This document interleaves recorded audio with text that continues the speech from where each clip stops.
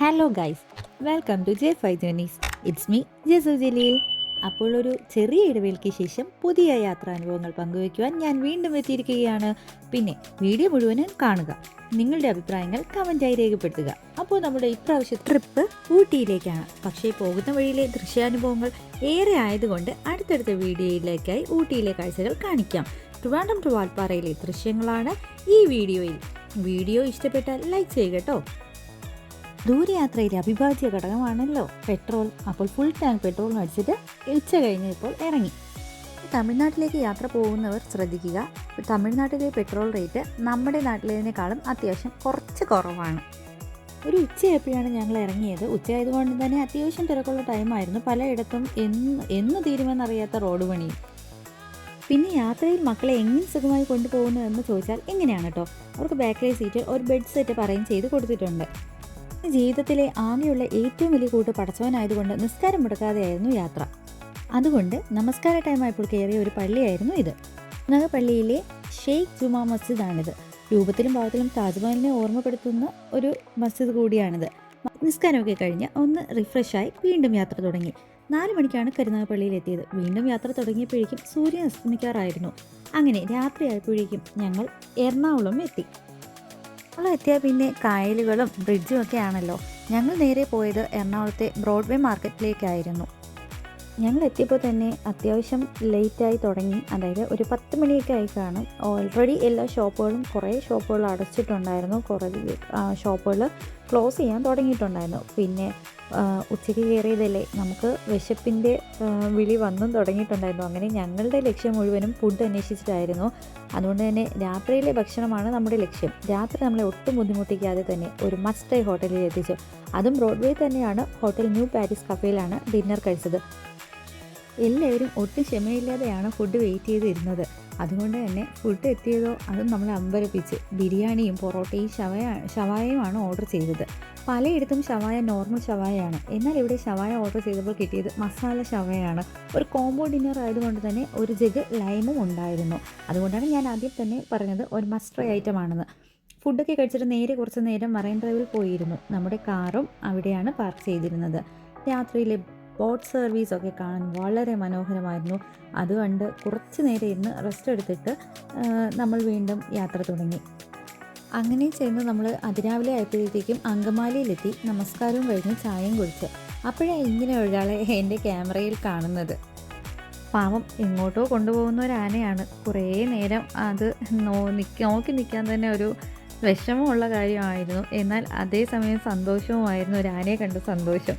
പിന്നെ നിന്നാൽ ശരിയാകില്ലല്ലോ എന്ന് കരുതി യാത്ര തുടങ്ങി. അതിരാവിലെ ആയപ്പോഴുള്ള കാഴ്ച അത്യുഗ്രൻ. ഇതാണ് ആ കാഴ്ച. കാണാൻ ഊട്ടിയിൽ തലകൊണ്ട് പോലെ ഉണ്ടായിരുന്നു. ശരിക്കും നമ്മുടെ എക്സ്പെക്റ്റേഷൻ പോലെ തന്നെ ഈ യാത്രയിലെ ആദ്യത്തെ അതിരാവിലത്തെ കാഴ്ചകൾ നമുക്ക് ശരീരത്തിനും മനസ്സിനും ഒരുപോലെ കുളിർമയേകുന്നതായിരുന്നു.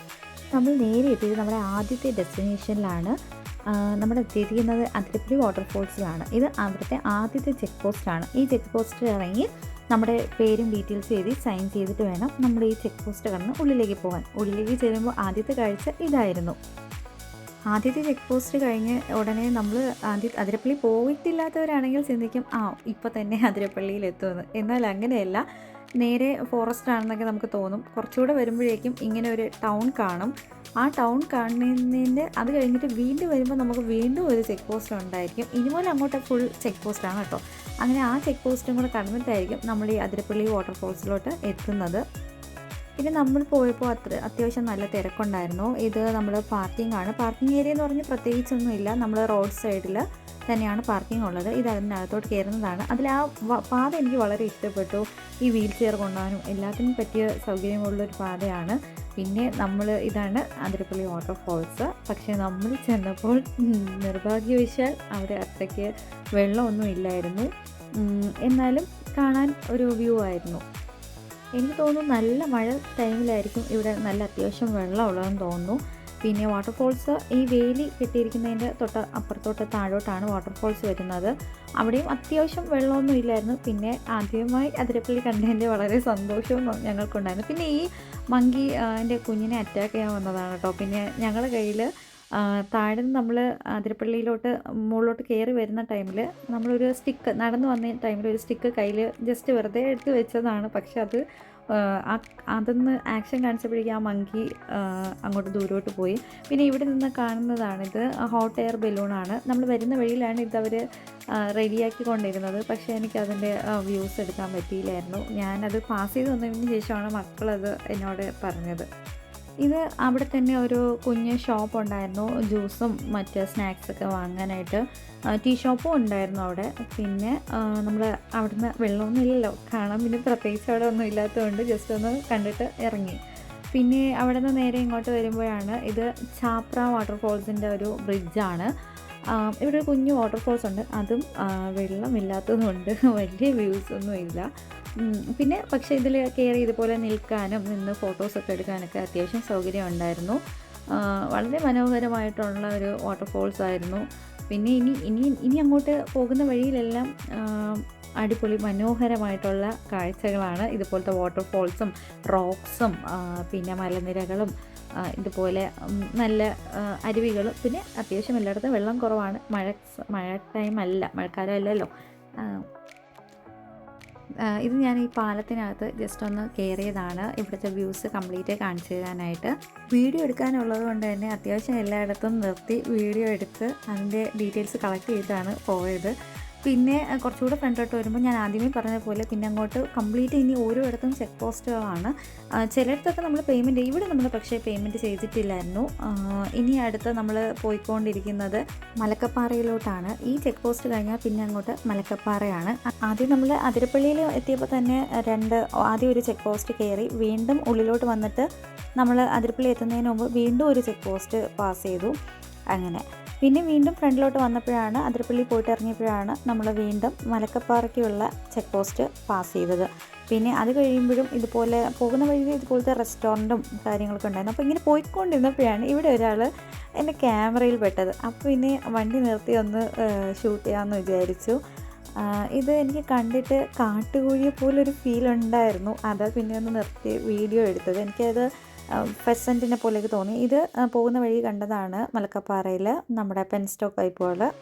പിന്നെ പെൻസ്റ്റോക്ക് പൈപ്പുകൾ അറിയാത്തവർ കാണും. പെൻസ്റ്റോക്ക് പൈപ്പ് എന്താണെന്ന് വെച്ചാൽ ജലവൈദ്യുത പദ്ധതികൾ അണക്കെട്ടിലെ വെള്ളത്തെ ജനറേറ്ററുകളിലേക്ക് ഉയർന്ന മർദ്ദത്തിൽ എത്തിക്കാൻ ഉപയോഗിക്കുന്ന വലിയ കുഴലുകളാണ് പെൻസ്റ്റോക്ക് പൈപ്പുകൾ. ഹൈഡ്രോ ഇലക്ട്രിക് പവർ പ്ലാന്റ്സിൽ ഇലക്ട്രിസിറ്റി ഉൽപ്പാദിപ്പിക്കാൻ പെൻസ്റ്റോക്ക് പൈപ്പുകൾ ഉപയോഗിക്കാറുണ്ട്. വീഡിയോയിൽ കാണുന്നത് ഒരു പവർ സ്റ്റേഷനാണ്. എവിടെ പവർ സ്റ്റേഷൻ കണ്ടാലും ഈ പെൻസ്റ്റോക്ക് പൈപ്പുകൾ കണ്ടാലും അതൊരു ആനയെ കാണുന്നൊരു ഗാംഭീര്യം തോന്നാറുണ്ട്. അത്രയും വളരെ വലുപ്പവും വീതിയും നീളവും ഒക്കെ ഉള്ളതാണ് ഒരു പെൻസ്റ്റോക്ക് പൈപ്പ് എന്ന് പറയുന്നത്. പിന്നെ അത് കഴിഞ്ഞപ്പോഴേക്കും അവിടെ ഒരു ഡോഗ്, ഈ ഒറ്റപ്പെട്ട ഒരു മേഖലയിലൊരു ഡോഗിനെ കണ്ടപ്പോൾ നമ്മുടെ വണ്ടിയിൽ കുറച്ച് ബിസ്ക്കറ്റ് ഉണ്ടായിരുന്നു. പിന്നെ അതുകൊണ്ട് അതിന് കൊടുത്തതാണ്. അത്യാവശ്യം തിരക്കുള്ള ടൈമായിരുന്നു, വിൻ്റർ സീസണും കൂടെ ആയതുകൊണ്ട് ഒരുപാട് റൈഡേഴ്സിനെയും ഒക്കെ കണ്ടായിരുന്നു. ഇത് ഞാനിങ്ങനെ വണ്ടിയിൽ ഇരുന്നപ്പോൾ നോക്കിയപ്പോൾ വളരെ ഹൈറ്റിലൊരു മരം നിൽക്കുന്നത് കണ്ടു. പക്ഷേ അതൊക്കെ എന്നെ വളരെ ആശ്ചര്യപ്പെടുത്തിയത് കൊണ്ട് തന്നെ ഞാനതിൻ്റെ ക്യാമറയിൽ പകർത്തിയതാണ്. അതൊക്കെ എത്ര പേർക്ക് ഇഷ്ടപ്പെടുമെന്നൊന്നും അറിയില്ല, പക്ഷെ അതൊക്കെ എനിക്കൊരു ആശ്ചര്യമായിട്ട് തോന്നി. എന്നെപ്പോലെ ക്യാരക്ടർ ഉള്ളവർക്ക് അവർക്കൊരു ആശ്ചര്യമായിട്ട് തോന്നുമല്ലോ ഇത്രയും ഹൈറ്റിലുള്ള മരങ്ങളൊക്കെ. വീണ്ടും അവിടെ നിന്ന് മുന്നിലോട്ട് വരുമ്പോഴേക്കും അടുത്ത ചെക്ക് പോസ്റ്റ് എത്തിയിട്ടുണ്ട്. ഇതോടെ തീരുന്നില്ല കേട്ടോ ചെക്ക് പോസ്റ്റൊക്കെ. കണ്ടോ, ഒരുപാട് റൈഡേഴ്സൊക്കെ ഉണ്ടായിരുന്നു. വിൻ്റർ ആയതുകൊണ്ടൊക്കെ ഒരുപാട് ഇപ്പം റൈഡേഴ്സിന് സീസണൊന്നും ഇല്ലല്ലോ. ഇപ്പോൾ ഒരു വണ്ടി ഉണ്ടെങ്കിൽ അവരങ്ങ് എടുക്കുക, ഇറങ്ങുക. കാരണം യാത്രയേക്കാൾ മനോഹരമായിട്ടുള്ളതായിട്ട് ഒന്നും ഇല്ല. അങ്ങനെ നമ്മൾ വന്നുകൊണ്ടിരുന്നപ്പോഴേക്കും മലക്കപ്പാറയുടെ അവിടെ തന്നെയാണ് കുറച്ച് ഹോട്ടലൊക്കെ കണ്ടായിരുന്നു. നല്ല വിശപ്പുണ്ടായിരുന്നു, അതുകൊണ്ട് തന്നെ ഒന്ന് ഫുഡ് കഴിക്കാൻ വേണ്ടി ഇറങ്ങിയതായിരുന്നു. നമ്മൾ ഊണ് കഴിക്കാനാണ് ഇറങ്ങിയതെങ്കിലും ഇവിടെ എന്നെ ആശ്ചര്യപ്പെടുത്തിയത് മറ്റൊരു സംഭവമാണ്. കുഞ്ഞ് ഹോം സ്റ്റേ. അതായത് ഒരാൾക്ക് ഇവിടെ ഒരു റൂം റെൻ്റായിട്ടല്ല, ഒരാൾക്ക് 250 രൂപ എന്ന നിരക്കിലാണ് ഇവിടുത്തെ ഹോം സ്റ്റേ എന്നാണ് അവർ പറഞ്ഞത്. ഒരു കുഞ്ഞ് റൂമും അറ്റാച്ച്ഡ് വാഷ്റൂമും ഉള്ളതാണ്, ബാത്റൂമുമാണ്. പിന്നെ ഒരാൾക്ക് 250 രൂപ, ഇപ്പോൾ 2 പേരാണെങ്കിൽ 500 രൂപ, അങ്ങനെയാണ് ഇവിടുത്തെ റൂം റെൻറ്റ് വരുന്നത്. ഇവിടുത്തെ ഹോട്ടലിലാണ് നമ്മൾ ഫുഡ് കഴിക്കാൻ കയറിയത്. നല്ല സൂപ്പർബായിട്ടുള്ള ഫുഡായിരുന്നു. കാരണം അവിടെ അതുവരെ ഉള്ളൂ നമുക്ക് നമ്മുടെ എന്തോന്നാ പറയുക, കേരളത്തിൻ്റെ രീതിയിലുള്ള ഒരു ഫുഡ് കിട്ടുന്നത്. പിന്നെ അങ്ങോട്ട് ഇനി തമിഴ്നാടിൻ്റെ സ്റ്റൈലിലുള്ള ഫുഡാണ് നമുക്ക് ലഭിക്കുക. പിന്നെ അവിടെ നിന്ന് വീണ്ടും മലക്കപ്പാറ കഴിഞ്ഞു നമ്മളടുത്ത് വാൽപ്പാറയിലേക്കുള്ള ചെക്ക് പോസ്റ്റിൽ എത്തിയിരിക്കുകയാണ്. പറഞ്ഞില്ലേ ഇനി അങ്ങോട്ട് കൂടുതലും ചെക്ക് പോസ്റ്റുകളാണ്, കാരണം എല്ലാം ഫോറസ്റ്റിൻ്റെ കീഴിൽ വരുന്നതാണല്ലോ. അപ്പോൾ ഇനി നമ്മൾ പോകുന്നത് വാൽപ്പാറയിലോട്ടാണ്. എന്നാലും നമ്മുടെ മെയിൻ ഡെസ്റ്റിനേഷൻ ഒന്നും ആയിട്ടില്ല. പക്ഷേ നമ്മുടെ മെയിൻ ഡെസ്റ്റിനേഷൻ എത്തുന്നതിന് മുമ്പ് ഒരുപാട് കാഴ്ചകളുണ്ട് കാണാനായിട്ട്.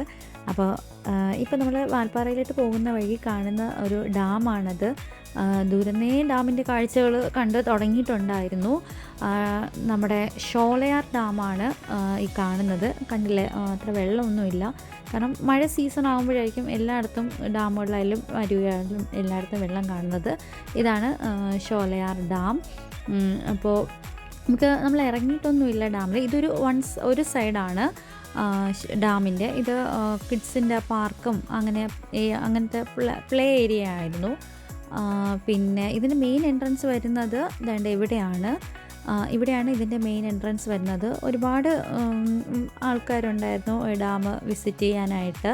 പിന്നെ നമ്മൾ ഇറങ്ങിയില്ലായിരുന്നു കേട്ടോ, കാരണം നമുക്ക് അതിനുള്ള ടൈമില്ല, അതുകൊണ്ടാണ്. പിന്നെ അങ്ങോട്ട് ഇവിടെ നിന്ന് പിന്നെ കണ്ടത് ഫുള്ളും ആ ഒരു റൈറ്റ് സൈഡ് കംപ്ലീറ്റ്, ഇത് റൈറ്റ് സൈഡാണ് കംപ്ലീറ്റ്. റൈറ്റ് സൈഡ് മീൻസ് നമ്മളങ്ങോട്ട് പോയപ്പോൾ ഇത് റൈറ്റ് സൈഡായിരുന്നു.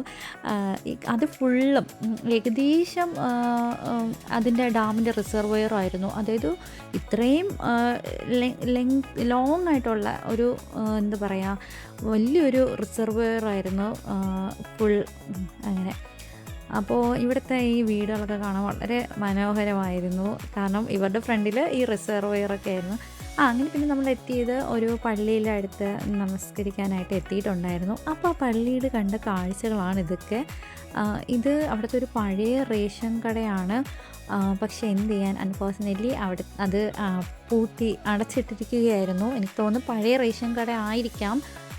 പിന്നെ അവിടുത്തെ സ്റ്റോക്കൊക്കെ നമ്മുടെ മങ്കീസൊക്കെ കടിച്ചും എല്ലാം കഴിച്ചും ഒക്കെ വൃത്തികേടാക്കി ഇട്ടിരിക്കുകയായിരുന്നു.